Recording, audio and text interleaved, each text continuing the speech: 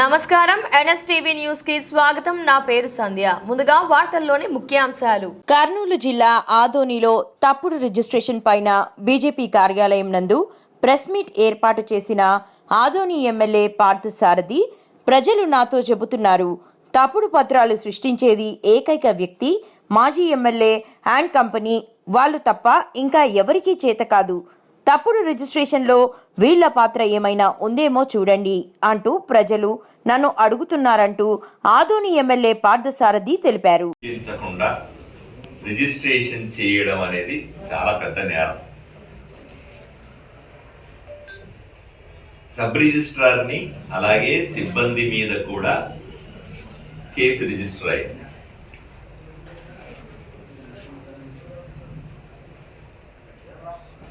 Issue జరిగిన వెంటనే ఉన్నతాధికారులతో మాట్లాడినాను.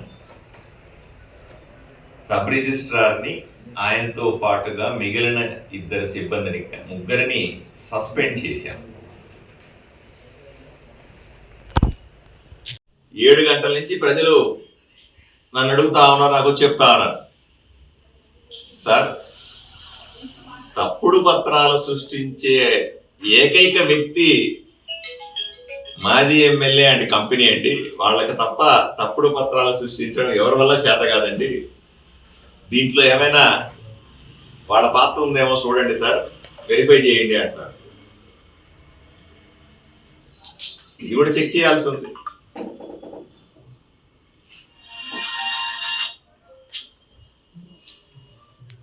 ఎందుకు ఈ నిందితులు ఎవరైతే ఉన్నారో వాళ్ళు పారిపోయినారో, నిన్న పోలీసు వాళ్ళు పోయారట, అక్కడి నుంచి అక్కడ తప్పించుకొని తిరుగుతా ఉన్నారు వాళ్ళు, ఎక్కడంటే అక్కడ పట్టుకుంటాం, అయినా కూడా ఇబ్బంది ఏం లేదు.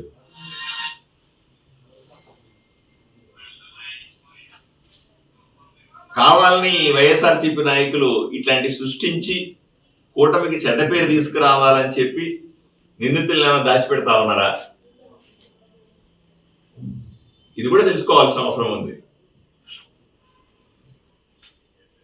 ఎందుకంటే ఊరు ప్రశాంతంగా ఉంటే వీళ్ళు నిద్రపడరు కదా. అంతా మంచిగా ఉంది, మార్పు వచ్చింది, ప్రజలు సంతోషంగా ఉన్నారు, కూటమి ప్రభుత్వం మంచి చేస్తా ఉంది అంటే ఏదో రకంగా రాజకీయంగా లబ్ధి కావాలిగా. బుర్ర చల్లితే కదా రాజకీయంగా లబ్ధి వచ్చేది, నిజమేనేమో అని అనిపించాలి కదా. ప్రజలు స్పష్టంగా ఉన్నారు. ప్రజలకు ఈరోజు కావాల్సిన రక్షణ ఉంది.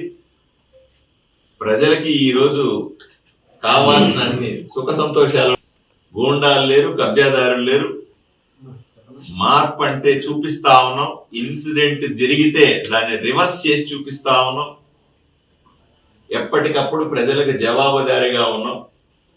కాబట్టి పరిపాలించడం మాకు తెలుసు, ప్రజలను కాపాడుకోవడం కూడా మాకు తెలుసు.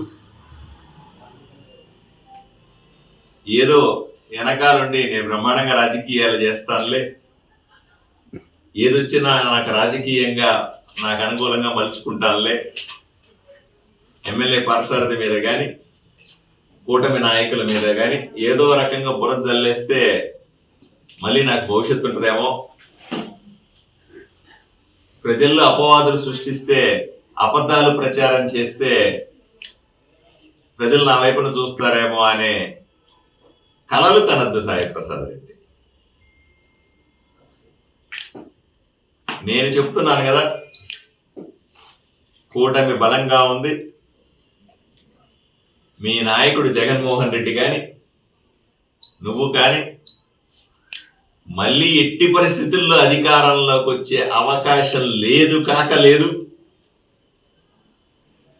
దయచేసి కళ్ళగనడం మాని,